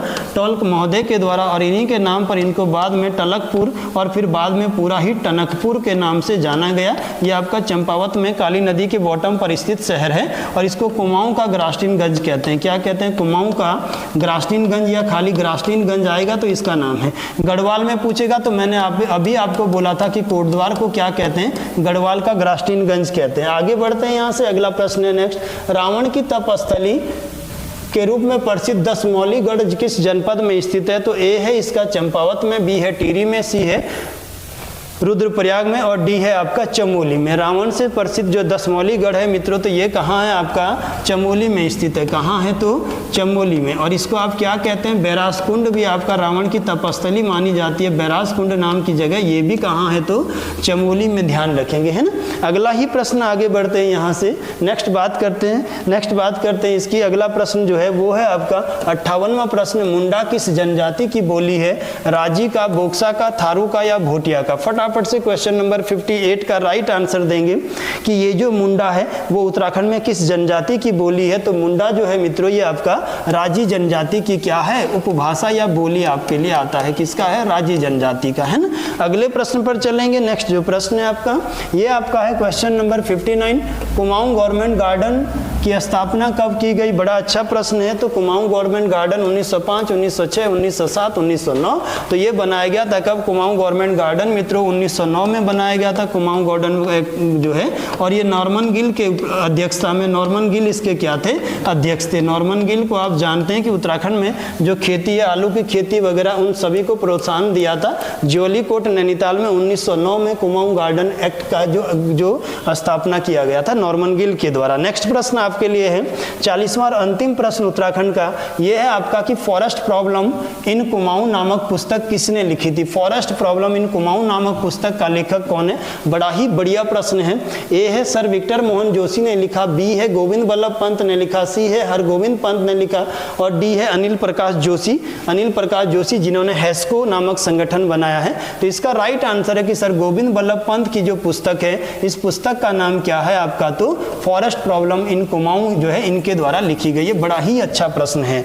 अब जीएस के सेगमेंट पे चलते हैं। पहला प्रश्न है जीएस का, क्वेश्चन नंबर 61। भारत में सांख्यिकी का पितामह किसे कहा जाता है? बड़ा अच्छा प्रश्न है, जल्दी से आंसर लिखेंगे। प्रशांत चंद्र महालोनबिस, जिनको आप शॉर्ट में पढ़ते हैं पीसी महालोनबिस। क्या पढ़ते हैं? पीसी महालोनबिस कहते हैं। तो स्टैटिक्स का जो जनक है भारत में वो आपका यही पीसी महालोनबिस है। आपका राइट आंसर क्या होना चाहिए? तो ए आपका राइट आंसर है कि सांख्यिकी का जनक कौन है? पीसी महालोनबिस है। अगला प्रश्न है आपके लिए जीएस का, क्वेश्चन नंबर 62। किस बाजार के रूप में एक बाजार या उद्योग पर कुछ फर्मों का ही प्रभुत्व होता है? ऐसा कौन सा मार्केट है? इकोनॉमिक्स का प्रश्न है, जहां पर उद्योगों पर कुछ ही फर्मों का जो है एकाधिकार रहता है।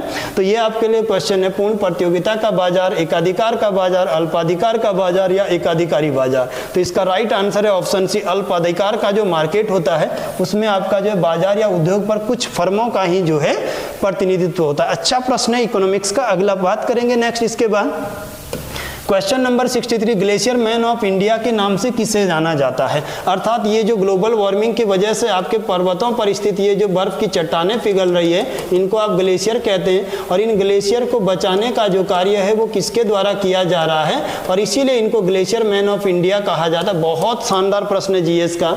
ए है राकेश कुमार वत्स को, बी है चेवांग नॉरफेल को, सी है सिंधु श्री खुल्लर को, डी है प्रीति सेनाय को। तो इसका जो राइट आंसर है मित्रों ये आपका चेवांग नॉरफेल को कहते हैं हम क्या? Glacier man of India. बहुत ही अच्छा प्रश्न है ग्लेशियरों को बचाने के लिए। और ये किस राज्य के हैं? ये किस केंद्र शासित प्रदेश के हैं? तो लद्दाख से संबंध रखते हैं चेवांग नॉरफेल आपका, जिनको ग्लेशियर मैन ऑफ इंडिया कहते हैं। बड़ा अच्छा प्रश्न है जीएस की परीक्षाओं के लिए। अगला प्रश्न है 64वां और इसमें बात करेंगे हम, ये है फॉरेस्ट मैन ऑफ इंडिया किसे कहा जाता है? किस व्यक्ति को, किस पर्सनालिटी को हम फॉरेस्ट मैन ऑफ इंडिया कहते हैं? इनमें सुंदरलाल बहुगुणा को, डॉक्टर जीवन सिंह मेहता को, जाधव मिलाई पायेंग को या कृष्णा स्वामी कस्तूरी रंगन को? क्वेश्चन नंबर 64 का आपका आंसर है कि किसको हम फॉरेस्ट मैन ऑफ इंडिया के नाम से जानते हैं। क्वेश्चन नंबर 64 आंसर लिखेंगे जल्दी से आप। 64 का क्या होना चाहिए? तो जल्दी से आंसर लिखें इसका। इसका राइट आंसर है आपका ऑप्शन सी, जादव मेलाई पायेंग को। जादव मेलाई पायेंग जो है एक पर्यावरणविद है। क्या कौन है? एक पर्यावरणविद हैं और ये जो है वृक्ष बचाओ आंदोलन से जो है अभी योगदान देते हैं अपना। और किस राज्य के हैं? तो असम राज्य के हैं। किस राज्य के हैं? तो भारत के असम राज्य के हैं। अगला प्रश्न आएगा जीएस का, अगला है 65वां प्रश्न आपके लिए। 5वां प्रश्न आप 20 मार्च 2020 को शुरू की गई पीएमजे प्रधानमंत्री जो है ग्रामीण योजना जो है जिसमें निःशुल्क राशन दिया जाता है, ये जो निःशुल्क राशन कोरोना काल में शुरू किया गया था, इसके तहत 26 मार्च 2020 को कितने किलो का जो अनाज है प्रत्येक व्यक्ति को दिया जाएगा? प्रधानमंत्री ग्रामीण कल्याण योजना GKY इसको बोला जाता है, याद रखना है ना। तो इसका जो उद्देश्य था ये उत्तराखंड UKSSC ने ही पूछा हुआ क्वेश्चन है। तो प्रत्येक व्यक्ति को कोरोना काल में 5 kg राशन निःशुल्क देने का इसमें प्रावधान था। अगला प्रश्न बात करेंगे, नेक्स्ट है आपका क्वेश्चन नंबर 66। इसमें ये बोल रहा है कि वर्ष 262 ईसा पूर्व में कलिंग युद्ध मौर्य साम्राज्य अशोक और किसके बीच हुआ था? राजा यशधवल, राजा अनंत पद्मनाभ, राजा घनानंद या अमोघ भूति? बड़ा अच्छा प्रश्न है ना। यदि कलिंग की आप बात करेंगे तो ये जो कलिंग का राज्य है, तब तक आप आंसर लिखें क्या होना चाहिए इसका? तो कलिंग का राज्य हम देखेंगे फटाफट से, ये जो है उड़ीसा में पड़ता था। कौन सा राज्य? कलिंग का राज्य। और ये कलिंग का जो राज्य था, ये कलिंग राज्य आपका हाथियों के लिए फेमस था, सबसे अमीर राज्य हुआ करता था भारत का। और अशोक जब राजा बना 272 में, यहाँ पर राज्याभिषेक 268 में, तो उसने 261-62 में इस कलिंग राज्य पर, ये जो हाथी के लिए प्रसिद्ध राज्य है, इन पर अटैक किया था। और तब इस कलिंग राज्य का राजा कौन था? राजा अनंत पद्मनाभ था। बड़ा ही अच्छा प्रश्न है मित्रों, बहुत शानदार प्रश्न है जीएस का, तो ये ध्यान रखना है ना। इसके बाद आगे बढ़ते हैं। 67वां प्रश्न है आपके लिए 67वां। भारत का पहला ऐसा राज्य जिसने ट्रांसजेंडरों को भी सरकारी सेवाओं में 1% आरक्षण दिया है ना। हमने देखा कि सुप्रीम कोर्ट ने मित्रों 2014 में एक आदेश दिया जिसमें पहला जो कॉलम होता है ये भारत में मेल का होता है, पहला जो लिंग होता है ये मेल है, दूसरा जो कॉलम है ये फीमेल के लिए आता है, महिलाओं के लिए, और तीसरा जो कॉलम बनाया था 2014 में ये दिया वो ट्रांसजेंडरों के लिए दिया गया था, किन्नर लोगों के लिए पहली बार सुप्रीम कोर्ट ने ये आदेश दिया था 2014 में। परसों ही आपका जो पेपर हुआ उत्तराखंड में उसमें पूछा गया है कि सुप्रीम कोर्ट ने इन ट्रांसजेंडरों को कब मान्यता दिया? 2014 में। और फिर मित्रों आप ध्यान रखेंगे कि कर्नाटक पहला राज्य बना था 2018 में जिसने अपने यहाँ इन ट्रांसजेंडरों को मान्यता दिया था। बड़ा प्यारा प्रश्न है, तो कभी भी पूछ लेगा कर्नाटक वो फर्स्ट स्टेट था जिसने ट्रांसजेंडरों को मान्यता दिया था। शानदार प्रश्न है। आगे बढ़ते हैं यहाँ से। अगला जो प्रश्न है 68वां, वो आपके लिए कह रहा है कि सरकारी व्यय में वृद्धि से प्रेरित निजी निवेश में वृद्धि को क्या कहा जाता है? सरकारी व्यय में वृद्धि को अगर आपने प्रेरित करना है तो इसमें निजी निवेश में वृद्धि के लिए आप क्या कर सकते हैं? निजी निवेश का अंतर्गमन कर सकते हैं, घाटे की वित्त व्यवस्था ला सकते हैं, निजी निवेश बहिर्गमन कर सकते हैं, या निजी निवेश भारत से बाहर के लिए आप कर सकते हैं, जिससे आप क्या है सरकारी व्यय में वृद्धि से, यदि सरकारी के व्यय में वृद्धि होता है तो फिर आप निजी निवेश में क्या सुधार करेंगे कि इसको कंट्रोल किया जाए? प्रश्न आपका ये पूछ रहा है। 68वां प्रश्न इकोनॉमिक्स से आपका सरकारी व्यय में वृद्धि से प्रेरित जो व्यय की वृद्धि करेंगे क्या किया जाएगा? तो इसमें आता है कि निजी निवेश का क्या करेंगे? अंतर्गमन करेंगे। हम क्या करेंगे? निजी निवेश का अंतर्गमन करेंगे, है ना। व्यक्तिगत जो खर्च है उनको रोकने का प्रयास करेंगे। अगला जो है नेक्स्ट, इसके बाद अगला 69वां प्रश्न है, निम्नलिखित में से कौन हमारे देश के दोनों सदनों में से किसी भी सदन का सदस्य नहीं होता है ना। हमारे देश में 2 सदन है मित्रों। फर्स्ट जो हाउस होता है उसको आप उच्च सदन कहते हैं, और जो उच्च सदन होता है ये उच्च सदन, तब तक आप आंसर लिखें, ये आपका क्या है? राज्यसभा है। क्या है?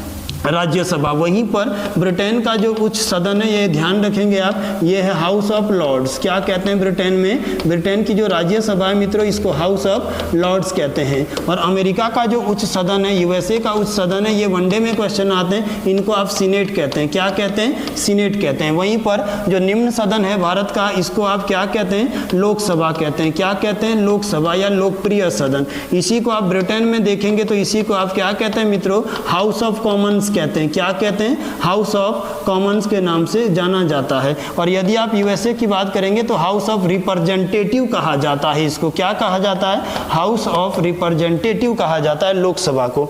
तो वही वो पूछ रहा है कि दोनों सदनों में कौन सा जो है सदस्य नहीं है। प्रधानमंत्री सांसद के रूप में जाता है, बिल्कुल सदस्य है। वित्त मंत्री सांसद के रूप में चुन के जाते हैं, फिर कैबिनेट में जगह मिलता है। रेल मंत्री भी आपका सांसद के रूप में जाता है, और लोकसभा का अध्यक्ष भी सांसद के रूप में जाता है। लेकिन लेकिन उसके बाद जब वो लोकसभा का अध्यक्ष हो जाता है फिर वो सदस्य के रूप में कार्य नहीं करता है, जब वो लोकसभा का अध्यक्ष हो जाता है। ये ध्यान रखें आर्टिकल 93 में। तो अब के लिए ये प्रश्न पूछा गया था, इसमें लोकसभा का अध्यक्ष आपका राइट आंसर है, ऑप्शन सी याद रखिएगा, मैंने बता दिया है। अगले प्रश्न पर चलते हैं। यहाँ से क्वेश्चन नंबर 70 है आपका, ऑपरेशन खुंखरी निम्न में से किससे संबंधित है? तो ये 2-3 देशों का एक कंबाइंड ऑपरेशन था, 2000 में चलाया गया था, यूएनओ के साथ मिलकर चलाया था।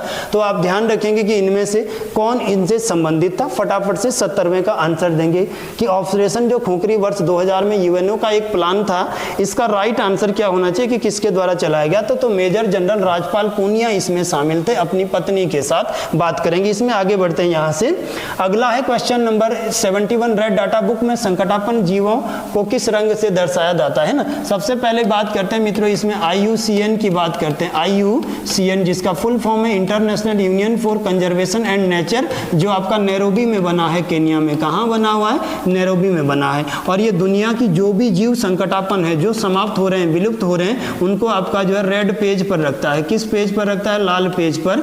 और जो जंतु जो बढ़ रहे हैं उनको किस पर रखता है? ग्रीन पेज पर रखता है, जिनकी नियमित संख्या बढ़ रही है ना। तो ये आपके ध्यान रखना। तो इसमें आपका जो है जो जीव विलुप्त हो रहे हैं, जैसे उत्तराखंड में आप बात करेंगे उदबिलाव का, उत्तराखंड में जो गिद्ध हैं वो विलुप्त हो रहे हैं, कस्तूरी मृग का, तो ये सब रेड डाटा बुक में है, संकटापन्न में है IUCN के। अगला बात करेंगे 72वां बायोस्फीयर रिजर्व शब्द को सबसे पहले किसने दिया था? बड़ा ही अच्छा प्रश्न है। एडवर्ड सुएस ने, अर्नेस्ट हैकल ने, A.G. टॉन्सले ने, जिम कॉर्बेट ने। जो आपका बायोस्फीयर होता है मित्रों, ये बायोस्फीयर का मतलब होता है किसी एक जगह पर दुनिया भर की वनस्पतियां होना, जैसे पेड़ पौधे, जैसे अनेक प्रकार की मिट्टियां, जैसे अनेक प्रकार के कीड़े मकोड़े, जैसे मानव समुदाय यहाँ पर होना, जैसे अनेक पशु और पक्षी एक जगह पर होना, इसको हम बायोस्फीयर कहते हैं। मैक्सिमम जो आपका जातियां हैं, स्पीसीज है, वो पर्टिकुलर एरिया में रहना ही बायोस्फीयर कहते हैं। और जब इन पर क्लाइमेटिकल चेंज की वजह से खतरा बढ़ता है तो इनको बायोस्फीयर रिजर्व घोषित करते हैं। तो ये शब्द दिया था सबसे पहले एडवर्ड सुएस ने। बड़ा अच्छा प्रश्न है, इकोलॉजी का है,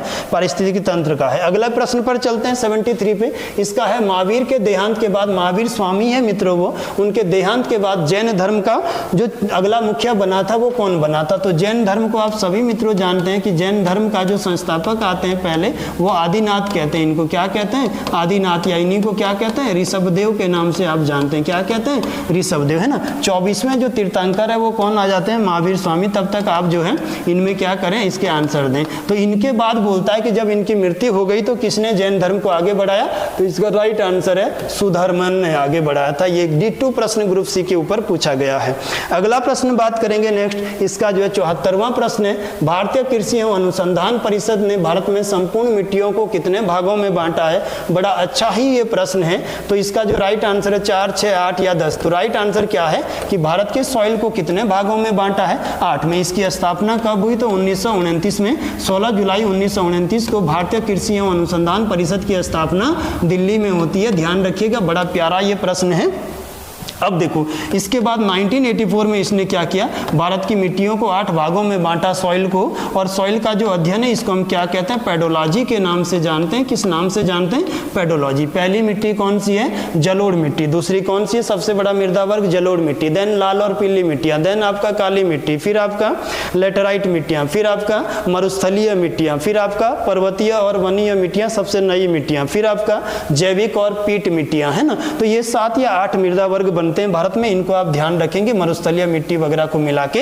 और आपका जो है ज्वारीय मिट्टियां जो आपके ज्वार वाले क्षेत्रों में आता है। अगला प्रश्न है नेक्स्ट, इसके बाद 75वां प्रश्न में, वर्तमान में 2021 में कौन सा वित्त आयोग चल रहा है? तो 2021 की बात करें मित्रों तो ये कौन सा वित्त आयोग चल रहा है? 15वां वित्त आयोग चल रहा है। 15वां फाइनेंस कमीशन चल रहा है, जिसकी जो रिपोर्ट थी वो 2020 से लेकर 2025 तक की सिफारिशें देना था, है ना। और इसमें जो अध्यक्ष थे वो कौन थे? नरेंद्र कुमार सिंह थे, जिनका नाम NK सिंह आप बोलते हैं इसके अध्यक्ष से। वित्त आयोग की बात करेंगे तो भारतीय संविधान के अनुच्छेद 280 में इसका उल्लेख किया गया है। और आगे की जो 5 साल की योजनाएं उनके ऊपर ये प्रकाश डालता है, अपनी रिपोर्ट सरकार को देता है। तो ये ध्यान रखें, 15वां वित्त आयोग चल रहा था। अगला प्रश्न है इसके बाद 76वां प्रश्न है, भारतीय जनसंख्या की स्थापना अक्टूबर 1951 को किसने की थी? भारतीय जनसंघ है मित्रों, ये भारतीय जनसंघ की स्थापना 21 अक्टूबर 1951 को किसके द्वारा की गई थी? श्यामा प्रसाद मुखर्जी, सुरेंद्र नाथ बनर्जी, दादा भाई नेहरूजी और बाल गंगाधर तिलक। तो इसका राइट आंसर क्या था? श्यामा प्रसाद मुखर्जी ने भारतीय जनसंघ की स्थापना कब करी थी? 21 अक्टूबर 1951 को। अगला प्रश्न देखते हैं इसके बाद। अगला जो प्रश्न है इसके बाद, ये प्रश्न आपका है क्वेश्चन नंबर 77 कि मक्का और मदीना के बाद इस्लाम का तीसरा पवित्र स्थल। बड़ा प्यारा प्रश्न है मित्रों। ए है इब्राहिमी मस्जिद, बी है अल-अक्सा मस्जिद, सी है हसन मस्जिद, डी है जामा मस्जिद। बहुत ही शानदार प्रश्न है।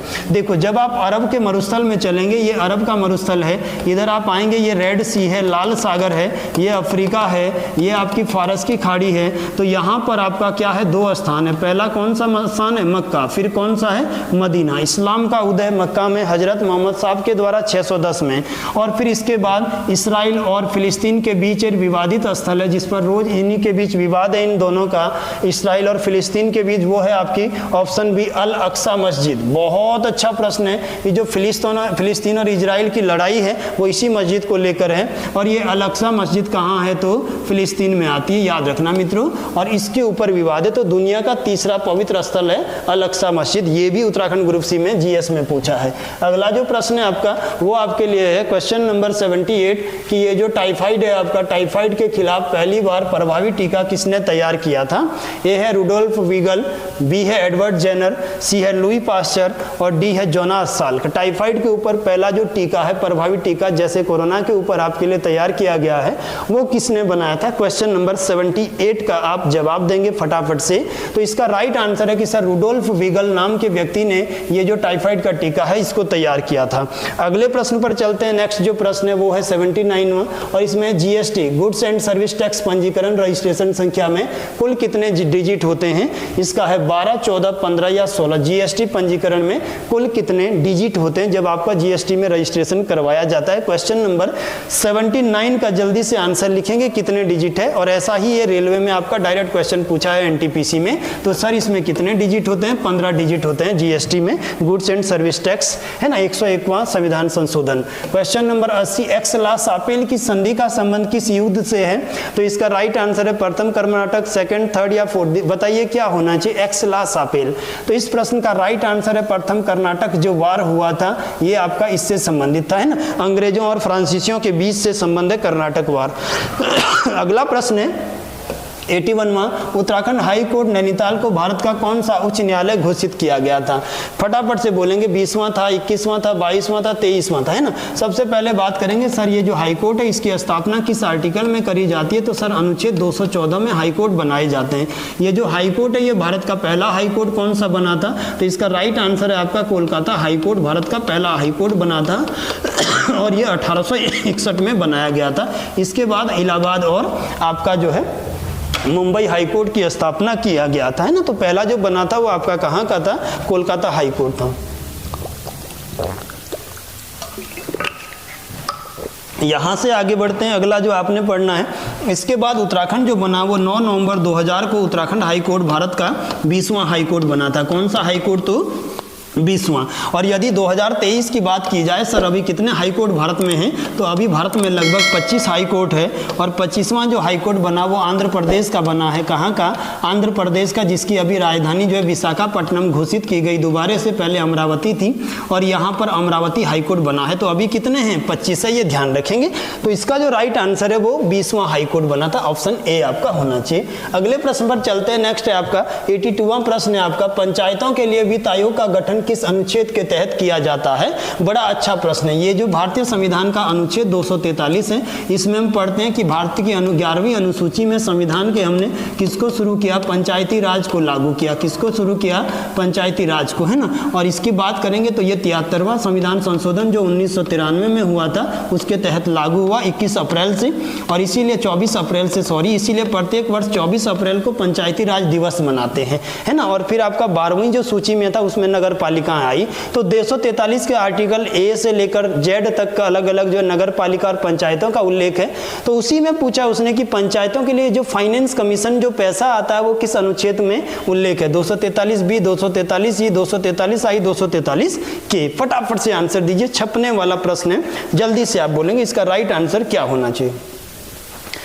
तो इसका जो राइट आंसर है ये है 243 के आई में इसका उल्लेख किया गया है। किसका? वित्त आयोग का उल्लेख किसमें? 243 के आई में है। आगे बढ़ते हैं यहाँ से। अगला जो प्रश्न है आपका वो है कुतुब मीनार की ऊंचाई कितनी है? कुतुब मीनार की ऊंचाई 50.5, 72.5, 80 मीटर, 90 मीटर। ये जो कुतुब मीनार है मित्रों, इसको ध्यान रखना, ये कुतुब मीनार आपके अफगानिस्तान का प्रसिद्ध संत था बख्तियार काकी, उसकी कब्र के ऊपर बनाई गई। इसका जो निर्माण शुरू हुआ ये 1199 में बनाना शुरू किया था और ये 1229 में इल्तुतमिश ने पूरा किया था। निर्माण कार्य कुतुबुद्दीन ऐबक ने पूरा किया इल्तुतमिश के द्वारा, है ना। अब ये जो इसकी ऊंचाई है मित्रों, ये आपका 72.5 मीटर है। कितनी है? 72.5 मीटर। 3 बार पूछा गया है जीएस में।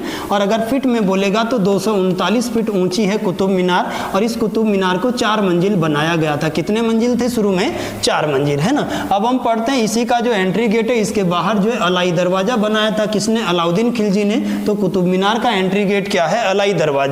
और यहीं पर चंद्रगुप्त द्वितीय ने 7 फीट ऊंचा लोहे का एक मेहरौली का पिलर बनाया था। तो दिल्ली के मेहरौली में है कुतुब मीनार। इसको 1199 में शुरू किया गया कुतुबुद्दीन ऐबक के द्वारा, इल्तुतमिश के द्वारा 1229 में पूरा करवाया गया था। तो इसकी ऊंचाई आपका डन है, कुछ नहीं है इसमें। आगे बढ़ते हैं। अगला प्रश्न है 64वां और ये है आपका अल-बरूनी किसके साथ भारत आया था, है ना। तो महमूद गजनबी, मोहम्मद गौरी, कुतुबुद्दीन ऐबक या मोहम्मद बिन कासिम। तो इसका जो राइट आंसर है वो किसके साथ आया था? महमूद गजनबी के साथ। महमूद गजनबी आपका किस राज्य का शासक था? तो अफगानिस्तान के गजनी रियासत का राजा था, जो 998 में राजा बना था गजनी में और 1030 तक यहाँ का राजा रहा था, है ना। फिर आपने देखा कि इसके साथ कौन भारत आया था? अल-बरूनी नाम का एक व्यक्ति इसके साथ भारत आया था। कब? 1010 ईस्वी में। कब? 1010 में। अल-बरूनी की जो पुस्तक है वो है किताब उल हिंद। कौन सी किताब इसने लिखी? किताब उल हिंद। मित्रों बड़ा इंपॉर्टेंट ये अल-बरूनी है, याद रखना। और अल-बरूनी पहला बंदा था जिसने पहला मुसलमान था जिसने भारत में पुराणों और उपनिषदों का क्या किया था? अध्ययन किया था। तो महमूद गजनबी जिसने 17 बार भारत पर आक्रमण किया, 1000 से 1030 पर। इतिहासकार इलियट ने इसके बारे में लिखा था कि इसने 17 बार जो है भारत पर अटैक किया। ये आप ध्यान रखें महमूद गजनबी को। और 1025 में 16वां अटैक सोमनाथ मंदिर गुजरात पर बहुत सारा रुपया पैसा लेकर गया था। पढ़ेंगे हिस्ट्री के टॉपिक में। आगे बढ़ते हैं। 85वां प्रश्न है कि वास्को डी गामा किस जहाज से भारत आया था? बड़ा अच्छा प्रश्न है। ए है साओ रफायल, बी है साओ बेरियो, सी है साओ एलिनो या डी है इनमें से कोई नहीं, है ना। तो किस जहाज से ये भारत आया था वास्को डी गामा? बड़ा अच्छा प्रश्न है। आप सभी पढ़ते हैं कि सर 17 मई 1498 को ये जो वास्को डी गामा है, यदि हम बात करेंगे तो इस केरल के कोचीन के पास यहाँ पर कपकडू नाम का एक बंदरगाह है, यहाँ पर उतरा था, जहाँ पर जैमुरिन नाम के राजा ने इसका स्वागत किया था, जिसका असली नाम सामुद्री था। अब पूछते हैं तो किससे आया था? तो इनमें से कोई नहीं, नॉट है। इसके जहाज का नाम था साओ गैब्रियल। 4 जहाजों को लेकर आ रहा था ये। तो इसका जो जहाज था मित्रों ये क्या था? साओ गैब्रियल नाम के पानी के जहाज से सबसे आगे वास्को डी गामा चल रहा था और इससे आया था। बड़ा प्यारा प्रश्न है। आगे बढ़ते हैं यहाँ से भी। 86वां प्रश्न है कि फ्रांसीसियों ने अपनी पहली व्यापारिक कोठी कहाँ लगाई थी? फ्रांसीसी भारत में आए मित्रों कब? तो 1664 ईस्वी में फ्रांसीसी ईस्ट इंडिया कंपनी की स्थापना फ्रांस में हुई। 1668 में ये भारत पहुंचे थे। कब पहुंचे थे? 1668 में। किसके नेतृत्व में आए थे? फ्रैंको कैरो के नेतृत्व में आए थे। कंपनी की स्थापना किसने की थी? कोलबर्ट ने की थी। तो प्रश्न आपसे ये पूछ रहा है कि इसने पहली कोठी अपनी कहाँ लगाई थी? सूरत गुजरात में। सूरत गुजरात आपका ताप्ती नदी के किनारे एक शहर है सूरत गुजरात, ये ध्यान रखेंगे। चलिए अगला प्रश्न पढ़ते हैं इसके बाद। नेक्स्ट प्रश्न है 87वां, निम्न में से सबसे तेज कौन सा है? इसको जो है आप प्रश्न कंप्यूटर का 87 निम्न में से सबसे तेज कौन सा है? रजिस्टर है, CD रोम है, रैम है या कैच आपका है? क्वेश्चन नंबर 87 का आप राइट आंसर लिखेंगे। तो इसमें सर आपका डी जो है वो आपका सबसे तेज जो है, इसमें ऑप्शन डी होना चाहिए। इसके बाद अगला जो प्रश्न है आपका 88वां प्रश्न है, प्रोग्राम हेतु सर्वप्रथम विकसित की गई कंप्यूटर भाषा कौन सी थी? फटाफट से आंसर लिखें कि प्रोग्राम हेतु विकसित की गई पहली जो कंप्यूटर लैंग्वेज थी वो कौन सी थी इनमें से, है ना। तो इसका जो राइट आंसर है ये फोर्ट्रान होना चाहिए। क्या होना चाहिए? फोर्ट्रान होना चाहिए। इसके बाद क्वेश्चन नंबर 69 है आपका कि IMAP एक ईमेल संबंधित प्रोटोकॉल है। IMAP का पूर्ण रूप क्या है? बड़ा अच्छा प्रश्न है, आंसर लिखें इसका क्या होना चाहिए। क्वेश्चन नंबर 89 का IMAP एक जो है रूप है, इसका फुल फॉर्म क्या होना चाहिए? तो बी है internet message access protocol. Internet message access protocol इसका राइट आंसर होना चाहिए। और क्वेश्चन नंबर आपका लास्ट है आज का कंप्यूटर का ही, LCD का पूर्ण रूप क्या है? तो LCD का जो पूर्ण रूप है वो पढ़े पढ़ेंगे क्या है, तो ये आपका option C liquid crystal display होना चाहिए। क्या होना चाहिए, तो लिक्विड क्रिस्टल डिस्प्ले। तो ये आज का जो क्वेश्चन सीरीज था 70 क्वेश्चन मैंने आपको फॉरेस्ट गार्ड के लिए जो करवा दिए हैं, और आप सभी लोग इसी प्रकार से हमारे साथ जुड़े रहेंगे। आप हमारे चैनल को लाइक, सब्सक्राइब और शेयर करेंगे। और इसी के साथ धन्यवाद, कल मिलते हैं अगली क्लास को लेकर, और जल्दी ही मैं आपके बीच में लगभग 250 प्रश्न उत्तराखंड के करंट इवेंट के लेकर आ रहा हूं, जिसमें हम जो है लाइव क्लास करेंगे और वहीं से आपको प्रश्न मिलने हैं। चलिए, धन्यवाद आप सभी लोगों का हमारे साथ जुड़ने के लिए।